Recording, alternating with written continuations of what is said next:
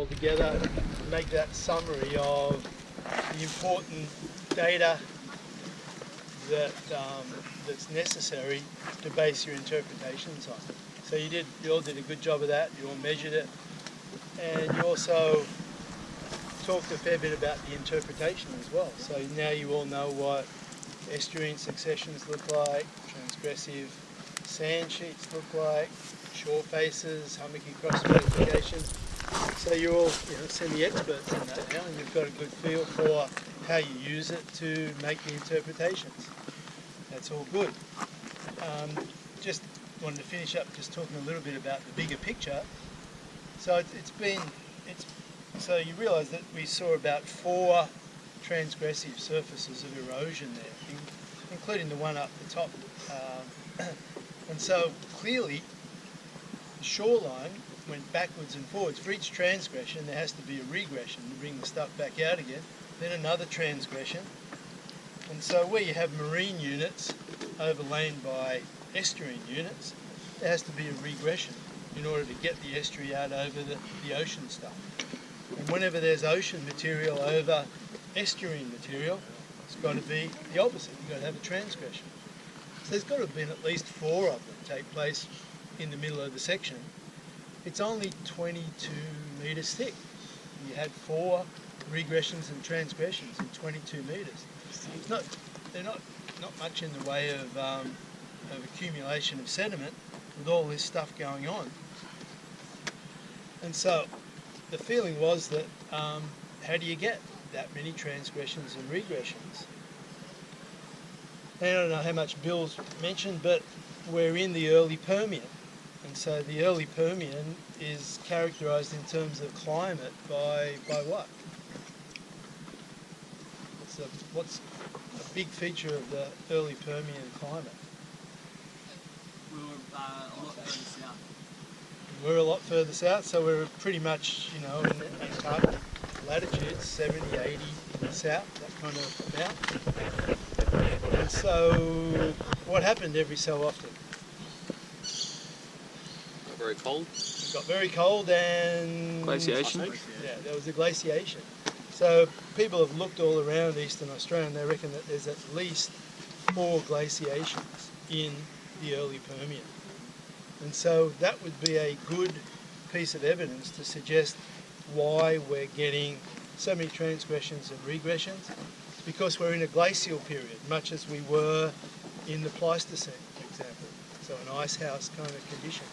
And it oscillated backwards and forwards from icehouse and glaciation to interglacial. And so in terms of interpretation, that's our Permian interpretation, but we can gain a lot of that interpretation by looking at the modern sediments, because there's lots of modern sediments around that experience the same glacial, interglacial history, and as a result, the depositional conditions are pretty similar. In fact, on this coast today, they're pretty similar. So how many people have been to Foster and know Foster Tuncurry model? You are. Okay, so I'm going to show you a picture. Okay, Here's one I prepared before. That's a cross-section of Foster Tuncurry shoreline. So that's the beach today. That's sea level, that line there.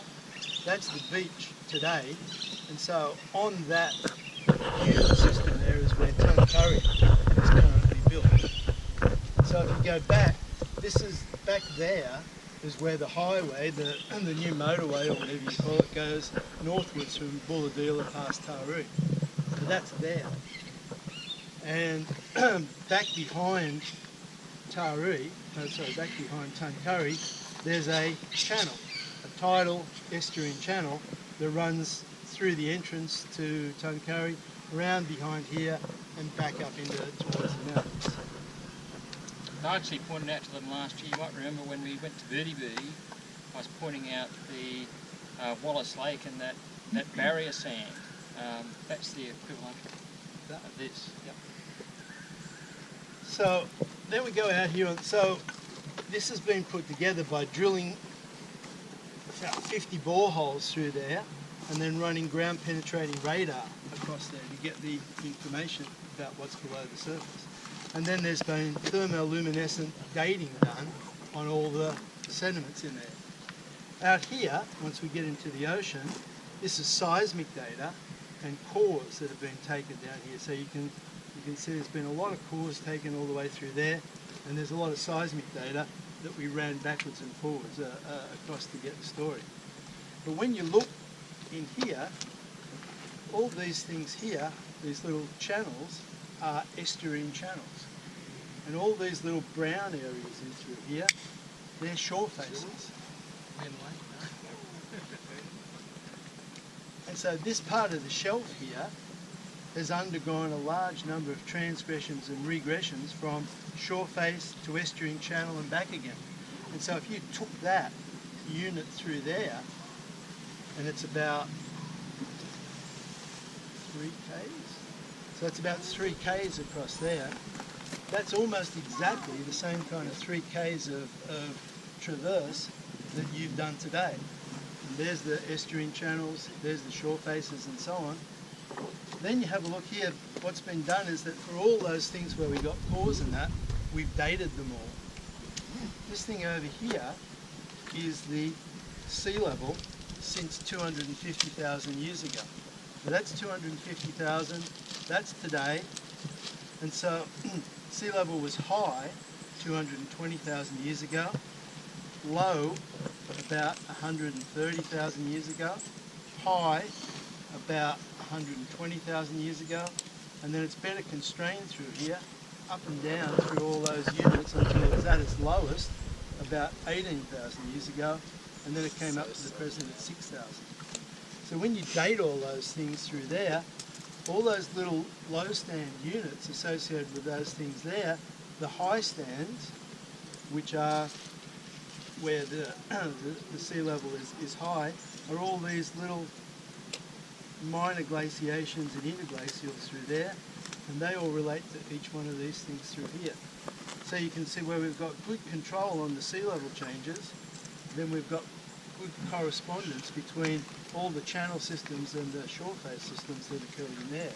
So the analogy is potentially a pretty good one between the Permian, because we had Permian glaciations and sea levels just like that, and you've seen a section that looks just like that, then there's a good analogy from using the modern to interpret the ancient that fits pretty nicely with the story of Permian glaciation, sea level change, and the thickness is, there's 20 metres. So 20 metres encompasses all of that material again. So just to give you a feel in the modern day environment, this is almost a one-for-one analogue to what you saw out there in the platform. So the overview goes together nicely too. You've got the small scale facts and observations, you've got the intermediate interpretation, and then you can put the big picture interpretation with the climate, the Permian, the major scale of the basin that you're looking at and so on, and put it all together into a story that makes some sense. Excellent. Thanks, Ron. Yeah, I'd like to thank Ron for his help today. I think it's been a... And it was free.